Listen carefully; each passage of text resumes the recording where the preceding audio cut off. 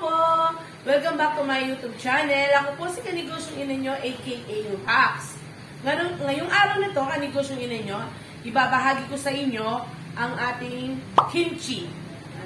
Patok po kasi ito sa Pilipinas, yung Korean food na to. Halika, ituturo ko po sa inyo, ipapakita natin ang ating mga rekado.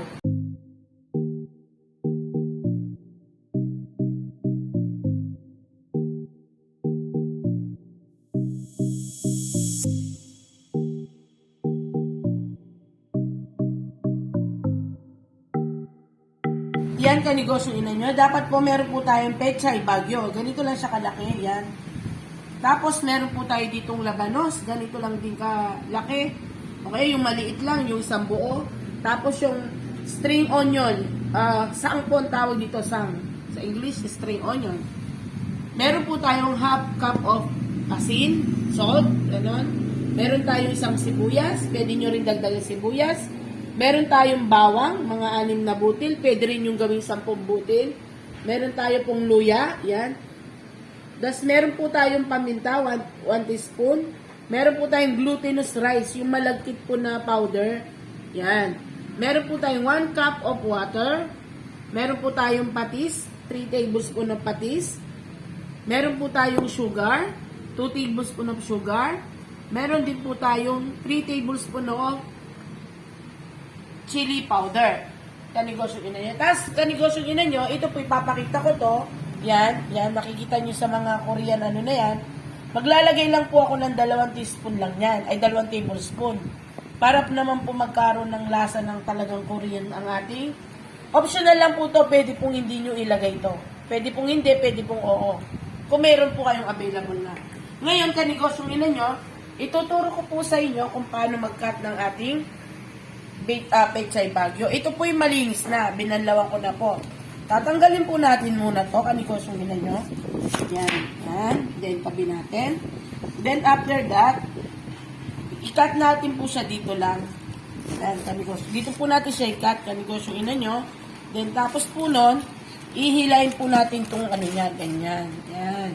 Kailangan po ganun po yung pagkakat niya. Kanigosyong Ina nyo. Then, tapos po, itabi muna natin to. Yan. Tapos po, Kanigosyong Ina nyo, i-cut po natin siyang pag ganito. Yan.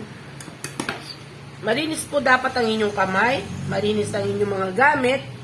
Para po kasi lalo na kung kakainin nyo at ibebenta nyo. Para hindi po agad masira. Yan. I-cut nyo lang pong ganyan. Pwede pong lakihan nyo. Depende po sa inyo kung paano gusto nyo cut. Ako po kasi ganito yung kinakat ko. Para po pag kinakain natin siya, hindi po siya ganun kalaki sa bibig. Ayan. Tapusin lang po natin. Ayan. Ayan po. Iwa-iwalay natin. Natapos na yung hiwa niya. Kanigosyong Ina nyo.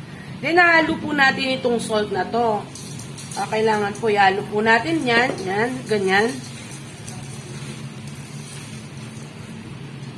Lagyan na po natin lahat. Kailangan po half cup po yung ating salt. Ngayon, Kanigosyong Ina nyo, isi-set aside lang po muna natin siya para mag-cool down po siya. And then, yung pong asin niya, sipsipin niya yan. Habang pong gagawin natin yung mga iba nating rekado, chop muna natin yung mga radish, tsaka yung spring onion. And then, gagawa po tayo muna ng sauce ng ating kimchi. Yung paste po niya. Yan. Tabi muna po natin. Babalikan natin mamaya. Ayan. Meron po tayong water dito. Yung kagaya kinakita nyo kanina. 1 cup po yung water na ilalagay natin. Yan. Then, lalagay po natin tong sugar para matunaw na. Kasi ganun po yung para po yung tamis niya nakahalo na talaga. Then, ihalo na rin po natin yung glutinous rice. Yung malagkit na powder. Yan. Ihalo po natin ganyan. Kanigosyong Ina nyo. Yan. Kailangan po matunaw muna bago natin sindihan ang ating kalan. At ngayon, Kanigosyong Ina nyo, dahil natunaw na siya, sisindihan na natin ang kalang. Medium lang, medium heat. Huwag po natin siyang biglayin. Yan po, natunaw na ang ating glutinous rice sa tubig. Tapos po, halu-haluin lang natin siyang ganyan hanggang sa yung mag-paste siya, yung parang alam niyo po ba yung mga pag gumagawa kayo ng ng mga bata. Yung yung pang sa gatas. Kumukulo na siyang konti, kanigosyong ina nyo. Hintayin po natin siya mamaya-maya. Yan. Ganyan po yung texture niya, no? Kanigosyong ina nyo, ha? Yan. Okay na po siya niyan. Nag-paste na siya. Luto na po ang ating glutinous niyan. Then, tapos niyan, palamigin po natin siya konti.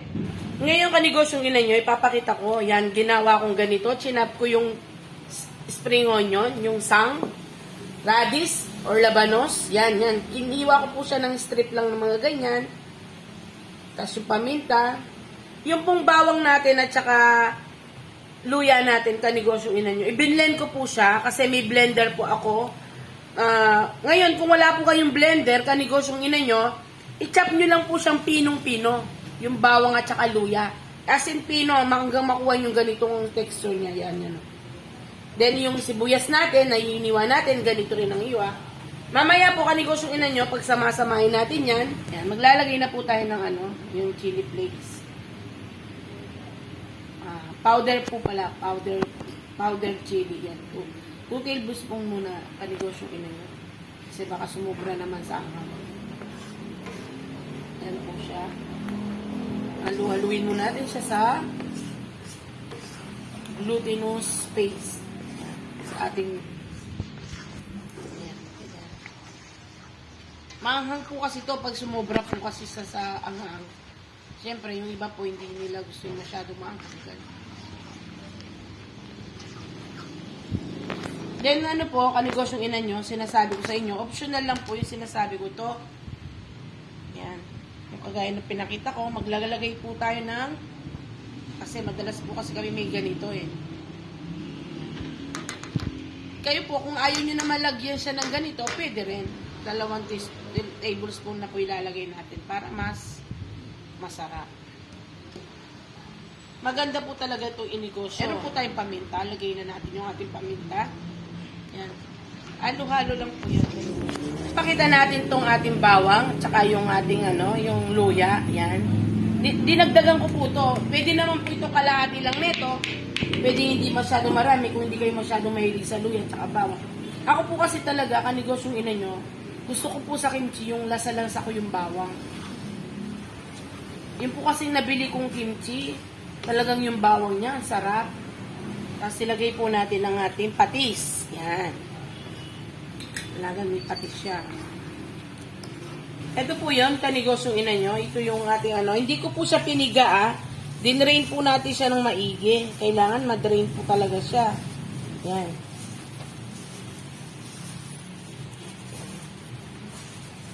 Lagay na po natin dito ang ating pechay bagyo. Na-drain po yan. Yan. Titikman po na natin siya, kanigosyong ina nyo, para yung alat niya kung tama lang siya. Yan, crunchy po siya, kanigosyong ina nyo. Then yung alat niya po, sakto lang. Dapat po kasi talaga, ang ating pechay bagyo, may salty siya. May salty yung kanyang Mawawala naman po yan pag pinoserve na natin yung ating kimchi. Then, yan. Ilalagay na po natin ang ating radish. Kailangan po kanigosyong ina nyo, meron kayong plastic. Kasi, maanghang po yung chili powder. Para po ang inyong kamay hindi maanghangan. Then, tapos po ilagay natin ang ating sang.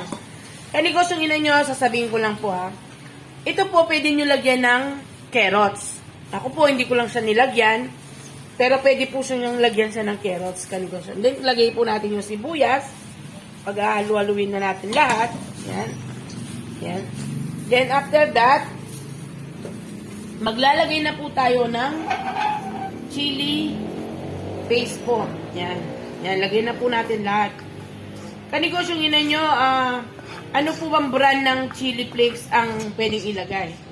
Basta sabihin ko po sa inyo, meron pong chili flakes or chili powder na hindi po ganun ka sarap yung lasa niya.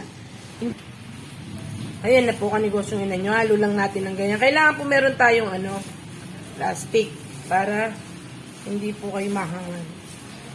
Pakatandaan nyo po mamili po kayo yung chili powder, yung magandang klase para mas masarap po ang ating kimchi.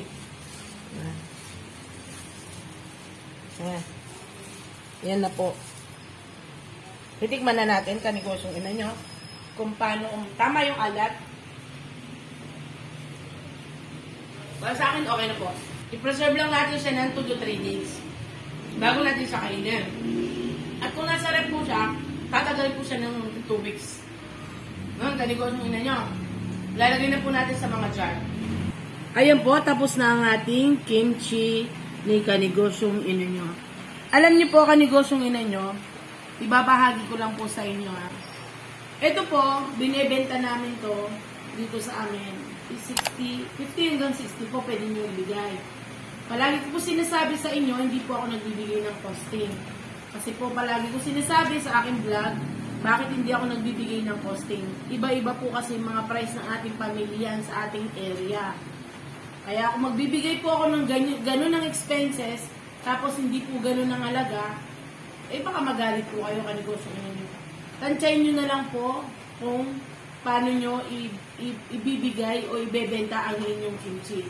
Lalo na kung masarap siya, mas okay na hindi kayo mapapaya magbenta ng ganong kataas.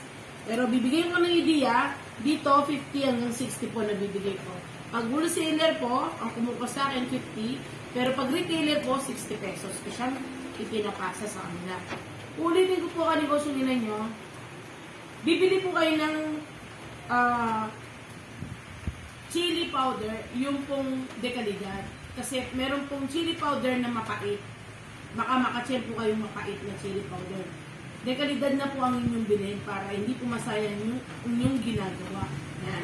Tapos na po siya, kanigosyong ina nyo. Yan po, tapos na po ang ating kimchi ni kanigosyong ina nyo. Yan po, sana po kanigosyong ina nyo, nag-enjoy po kayo sa panonood at may napulot po kayo dito sa ating kanigosyong kimchi. Pwede po natin yan inegosyo kahit nasa bahay lang tayo, basta meron tayong cellphone, then meron tayong data or wifi, pwede natin i-online. Pwede rin natin po iyan na itinda sa ating harap ng bahay. Maglagay lang po tayo ng kimchi for sale. Tapos kung may ref kayo, ilalagay nyo lang po sa ref. Yan, kanegosyo nyo na. At sana po huwag kayong magsawang magsubaybay sa aking YouTube channel. Please, paki-like and subscribe po ang aking YouTube channel. Then, paki-hit po yung bell button, yung pong all, para lahat po ng aking video na i-upload, ma-update po kayo sa aking mga video. Kanegosyo nyo. At huwag po natin kalilimutan, kanegosyo nyo, ang buhay ay parang life. Kailangan maghanap buhay para mabuhay.